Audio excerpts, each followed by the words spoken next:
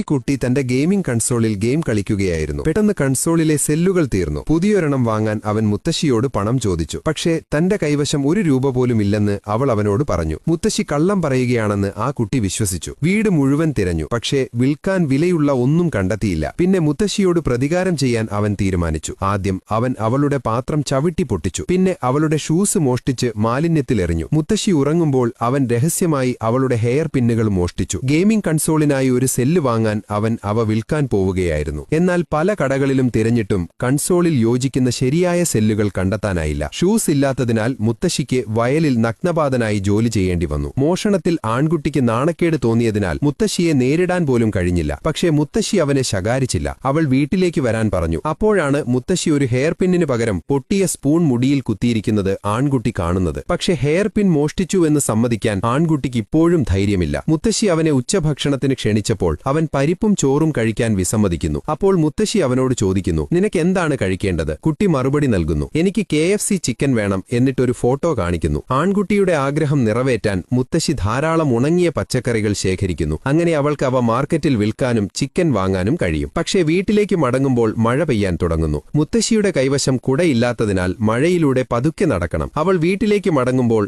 ആൺകുട്ടി ഉറങ്ങുന്നത് അവൾ കാണുന്നു. അവൾ അവനെ ഒരു പുതപ്പ് കൊണ്ട് മൂടുന്നു. പിന്നെ നനഞ്ഞ വസ്ത്രം മാറ്റാതെ അവൾ ചിക്കൻ പാചകം ചെയ്യാൻ അടുക്കളയിലേക്ക് പോകുന്നു. എന്നാൽ കുട്ടി ഉണരുമ്പോൾ മുത്തശ്ശി വറുത്ത കോഴിക്ക് പകരം വേവിച്ച ചിക്കൻ ഉണ്ടാക്കിയതിനാൽ അയാൾക്ക് ദേഷ്യം വരുന്നു. കുട്ടി ചിക്കൻ കഴിക്കാൻ വിസമ്മതിച്ച് വീണ്ടും ഉറങ്ങാൻ പോകുന്നു. അർദ്ധരാത്രിയിൽ അവൻ ഉണരുന്നു. അവൻ അത്താഴം കഴിച്ചിട്ടില്ല. വളരെ വിശക്കുന്നു. മുത്തശ്ശി പാകം ചെയ്ത കോഴി ഇപ്പോഴും തന്റെ അരികിൽ കിടക്കുന്നതായി അവൻ കാണുന്നു. പകുതിയിലധികവും അവൻ കഴിക്കുന്നു. പക്ഷേ പിറ്റേന്ന് രാവിലെ മുത്തശ്ശി ഐകിയാണ് ഉറങ്ങുന്നത്. അപ്പോഴാണ് മുത്തശ്ശിക്ക് അസുഖമാണെന്ന് ആൺകുട്ടി മനസ്സിലാക്കുന്നത്. അവൻ പെട്ടെന്ന് അവളെ ഒരു പുതപ്പ് കൊണ്ട് മൂടുന്നു. അവളുടെ മുടിയിൽ ഒരു സ്പൂൺ കണ്ടപ്പോൾ അവൻ നിശബ്ദമായി ഹെയർ പിൻ അവളുടെ മുടിയിൽ തിരികെ വയ്ക്കുന്നു. തന്റെ വൃദ്ധയായ മുത്തശ്ശിയെ പരിചരിക്കുന്നതിനിടയിൽ പരിചരണം ആവശ്യമുള്ളത് തനിക്കല്ല, മറിച്ച് തന്റെ മുത്തശ്ശിയാണെന്ന് അയാൾ മനസ്സിലാക്കുന്നു. അവധിക്കാലം കഴിഞ്ഞപ്പോൾ അവൻ മുത്തശ്ശിയോട് വിട പറയുന്നു. പോകുന്നതിനു മുമ്പ് അവന്റെ മുത്തശ്ശി ഒരു ചെറിയ പെട്ടി തന്റെ ബാഗിൽ വെക്കുന്നു. കുട്ടി അത് നിശബ്ദമായി പോക്കറ്റിൽ വെക്കുന്നു. പിന്നെ അവൻ ഒരു കൈവണ്ടിയിലിരുന്ന് കുന്നിറങ്ങാൻ തുടങ്ങുന്നു. പക്ഷെ അവൻ കൈവണ്ടിയിൽ നിന്ന് വീണ് മുടന്താൻ തുടങ്ങുന്നു. പിന്നെ മുത്തശ്ശി തനിക്കൊരു ചെറിയ പെട്ടി തന്നതായി അവൻ ഓർക്കുന്നു. പെട്ടി തുറക്കുമ്പോൾ തന്റെ ഗെയിമിംഗ് കൺസോൾ കണ്ടെത്തുന്നു. സെല്ല് വാങ്ങാൻ പണം നൽകിയത് മുത്തശ്ശിയാണെന്ന് വ്യക്തമാണ്. മുത്തശ്ശിയുടെ സ്നേഹം കണ്ട് അവൻ വളരെ വികാരാധീനനായി കണ്ണീരൊഴുക്കുന്നു. നിങ്ങൾക്ക് ഇങ്ങനെ ഒരു മുത്തശ്ശിയുണ്ടോ?